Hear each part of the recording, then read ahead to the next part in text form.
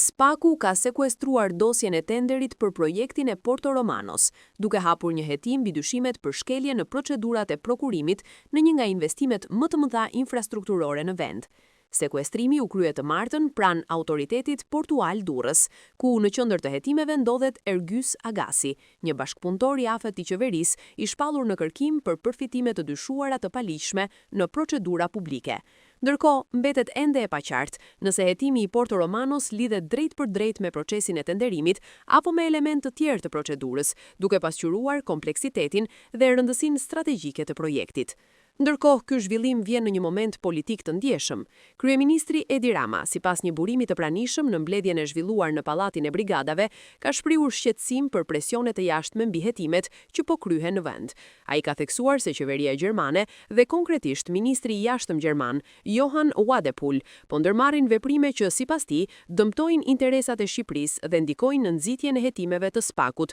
fillimisht për çështjen e Akshit dhe tani edhe për tenderin e Porto Romanos. Ministri gjerman kishte vizituar Tiranën në nëntor të vitit të kaluar, ku përveç takimeve politike, zhvilloi edhe një takim me kreun e SPAK-ut, Altin Dumani, dhe vlerësoi publikisht punën e prokurorisë së posaçme, duke deklaruar se SPAK po bën një punë vërtet shumë të shkëlqyer në luftën kundër korrupsionit. Ndërkohë, hetimi për Porto Romanon pritet të intensifikojë debatet mbi rolin e SPAK, pavarësinë e tij dhe ndikimin e presioneve të jashtme mbi projekte strategjike të qeverisë. Projekti i portit të ri në Porto Romano mbetet një nga investimet më të mëdha infrastrukturore në vend, ndërsa zhvillimet e fundit pritet të rrisin tensionet politike dhe të vënë në qendër të vëmendjes publikun dhe aktorët ndërkombëtar mbi mënyrën se si SPAK dhe institucionet shqiptare trajtojnë procedurat e tenderimit për projekte të mëdha strategjike.